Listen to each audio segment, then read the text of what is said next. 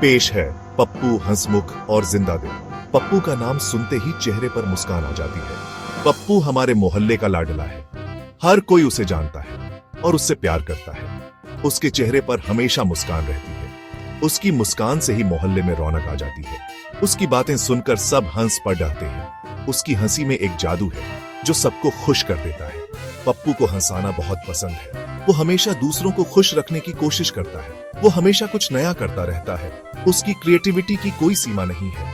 पप्पू की मासूमियत ही उसकी पहचान है। उसकी सादगी और मासूमियत सबको भाती है। उसे देखकर बड्ढे बड़ों का मन बच्चा बन जाता है। उसकी मासूमियत में एक अलग ही आकर्षण है। उसकी हरकतें देखकर कोई भी अपनी हंसी नहीं रोक सकता। उसकी हरकतें इतनी मजेदार होती हैं कि सब हंसते हंसते लोटपोट हो जाते हैं। पप्पू जैसा दोस्त किसे नहीं चाहिए। उसकी दोस्ती में एक अलग ही मिठास है। पप्पू के साथ रहकर जिंदगी खुशनुमा बन जाती है। उसके साथ समय बिताना एक सुखद अनुभव है। वो छोटी छोटी बातों में भी खुशियां ढूंढ लेता है। उसकी यही आदत उसे सबसे खास बनाती है। उसकी यही खासियत उसे सबसे अलग बनाती है।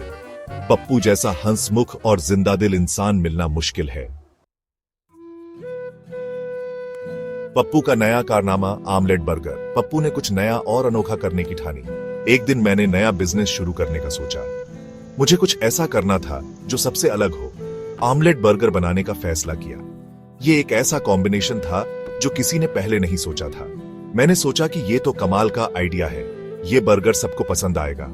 उसने अपने दोस्तों को बुलाया ताकि वो भी इस नए आइडिया का हिस्सा बन सके और बर्गर बनाना शुरू कर दिया। दोस्तों के सामने कुछ नया करने का उत्साह अलग ही था। बड़े चाव से आमलेट बनाया।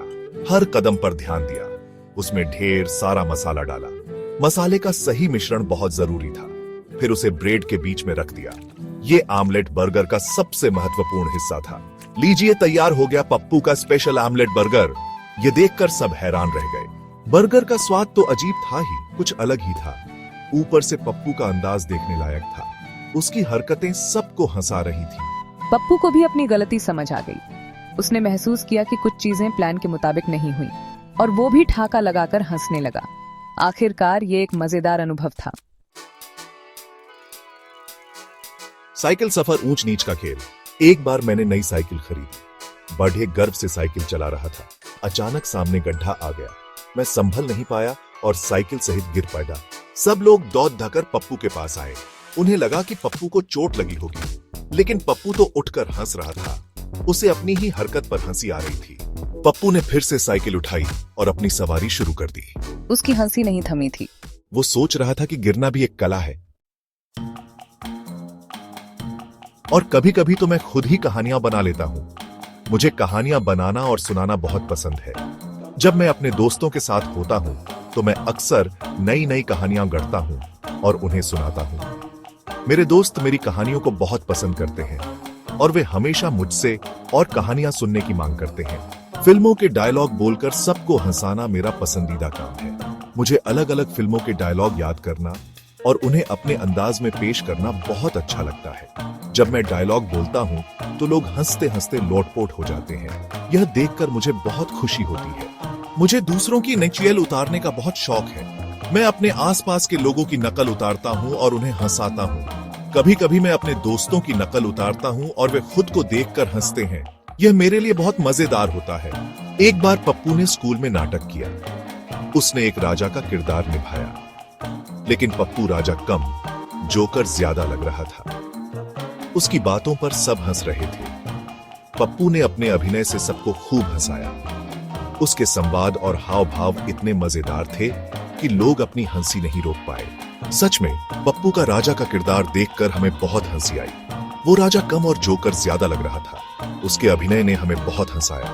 पप्पू ने अपने किरदार को इतने मजेदार तरीके से निभाया कि हम सब हंसते हंसते लोटपोट हो गए। हाँ, और पप्पू को गुस्सा आने के बजाय खुशी हो रही थी कि वो सबको हंसा पा रहा है। उसके लिए यही सबसे बड़ी खुशी थी।